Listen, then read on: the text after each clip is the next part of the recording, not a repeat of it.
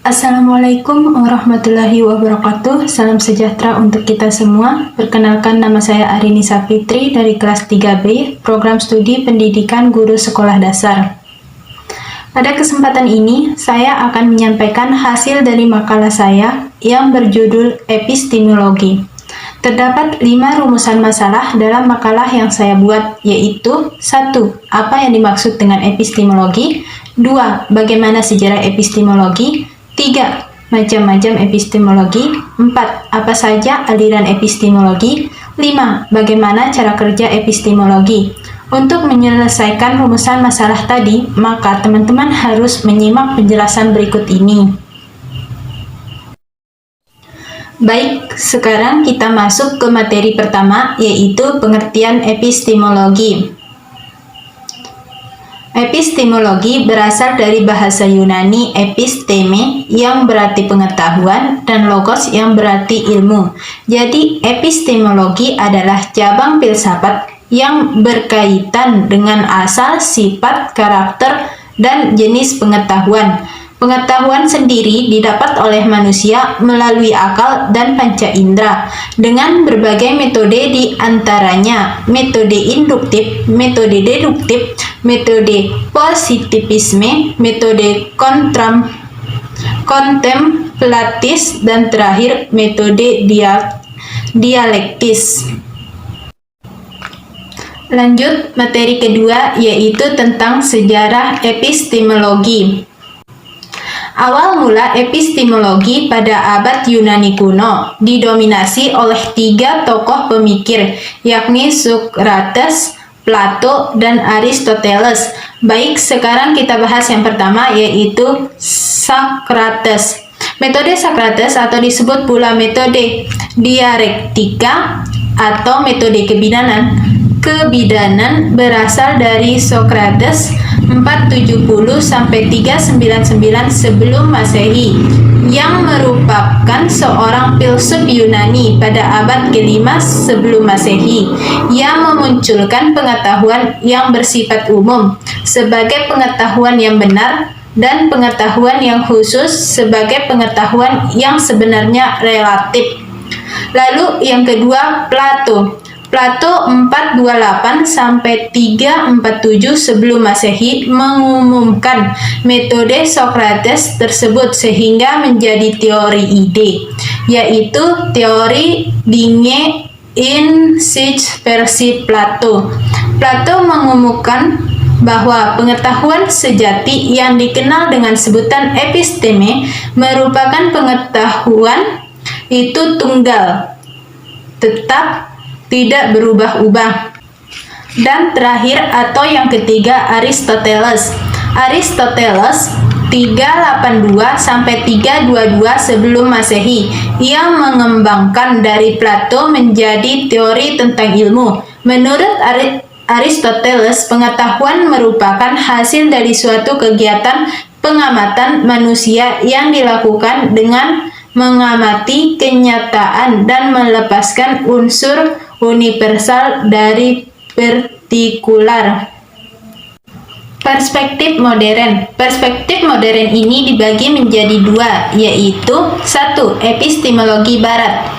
René Descartes yang dianggap sebagai pendiri filsafat barat modern mengungkapkan pandangannya bahwa organisme adalah mesin yang dibangun di atas bagian-bagian berbeda yang masih memiliki kerangka konseptual yang dominan.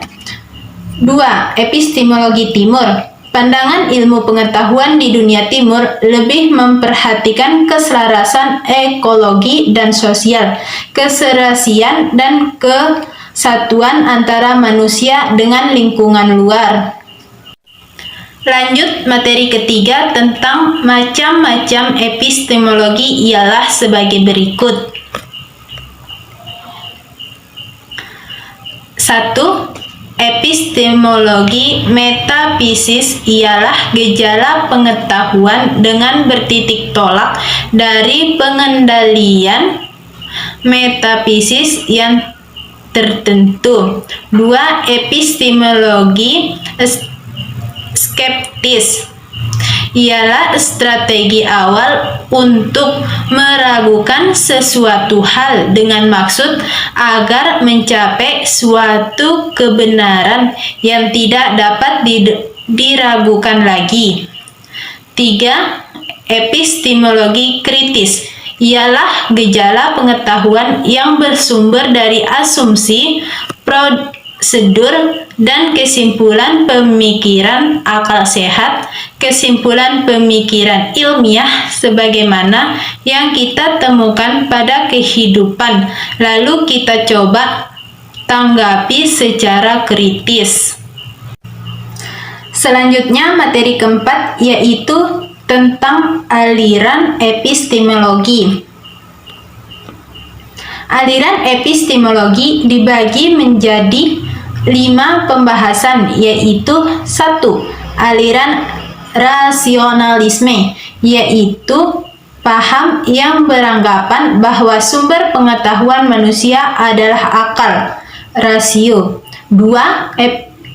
Empirisme, yaitu aliran yang mengatakan bahwa pengetahuan yang bermanfaat, pasti, dan benar hanya diperoleh lewat indera empiri, dan empirilah satu-satunya sumber pengetahuan.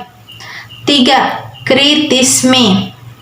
Aliran ini muncul pada abad ke-18, di mana pada zaman itu ada pertentangan antara pemikiran rasionalisme dengan empirisme. Zaman ini disebut zaman pencerahan setelah diadakannya penyelidikan kritik terhadap peran pengetahuan akal. Setelah itu manusia bebas dari otoritas yang sayangnya dari luar manusia. Jadi metode ini dinamakan metode berpikir kritis. 4. Fenomenologi. Aliran yang punya anggapan bahwa objek atau benda harus diberi kesempatan untuk berbicara, yaitu dengan cara deskriptif fenomenologis yang didukung oleh metode deduktif. 5. Positivisme, aliran yang di dalamnya tampak seperti apa adanya. Materi kelima atau yang terakhir yaitu tentang cara kerja epistemologi.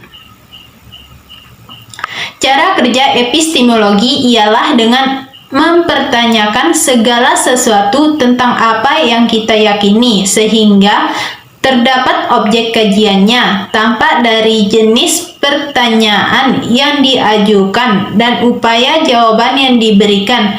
Pertanyaan yang dimaksudkan ialah seperti pengetahuan itu apa, batas-batas ruang lingkupnya seperti apa, dan filsafat berusaha menjawab pertanyaan secara kritis yang pertanyaannya bersifat umum, menyeluruh, dan mendasar. Sekian penjelasan dari saya, lebih kurangnya saya minta maaf. Terima kasih dan sampai jumpa.